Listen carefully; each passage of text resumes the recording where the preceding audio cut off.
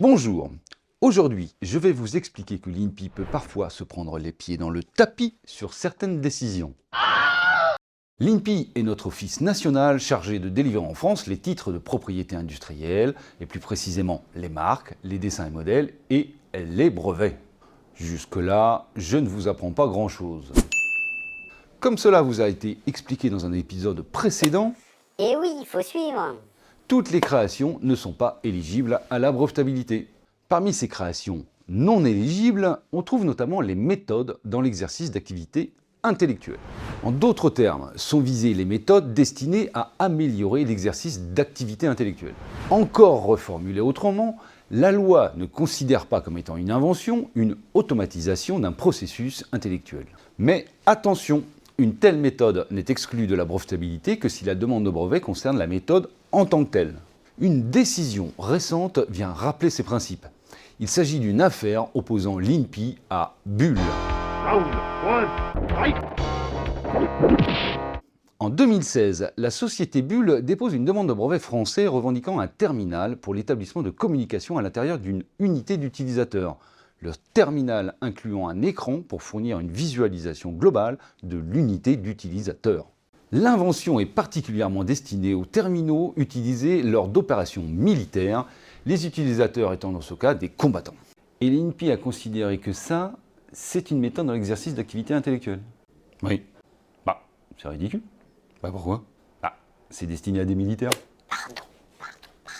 En tout cas, l'INPI a rejeté la demande de brevet. Oups. Suite à quoi, Bull a très logiquement formé appel de cette décision. Suite à quoi, la Cour d'appel a donné raison à Bull, en motivant cette décision par le fait que la demande de brevet porte bien sur une combinaison de moyens techniques et en aucun cas sur une méthode dans l'exercice d'activité intellectuelle. Suite à quoi, l'INPI a formé un pourvoi en cassation de la décision de la Cour d'appel. Et ils se sont fait rétamer. La Cour de casse a balayé l'affaire d'un revers de la main. Joli. Le moyen de cassation invoqué n'est manifestement pas de nature à entraîner la cassation. Elle poursuit. Il n'y a donc pas lieu de statuer par une décision spécialement motivée sur ce pourvoi. Wouah, limite 1 million pour l'INPI, ça. Ouais. Mais tu veux que je te dise le problème ? Vas-y. Le déposant dans cette affaire, c'est Bull.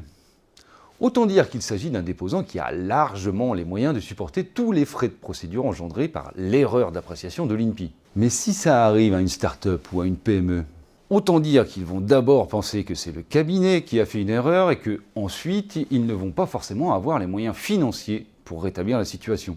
Et oui, quand l'INPI se trompe, le premier à en subir les conséquences, c'est le déposant.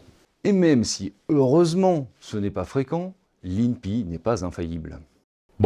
Tu te trompes jamais, toi ? Non. Non, je te dis.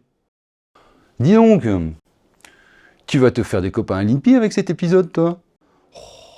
Ça va, je les aime bien quand même.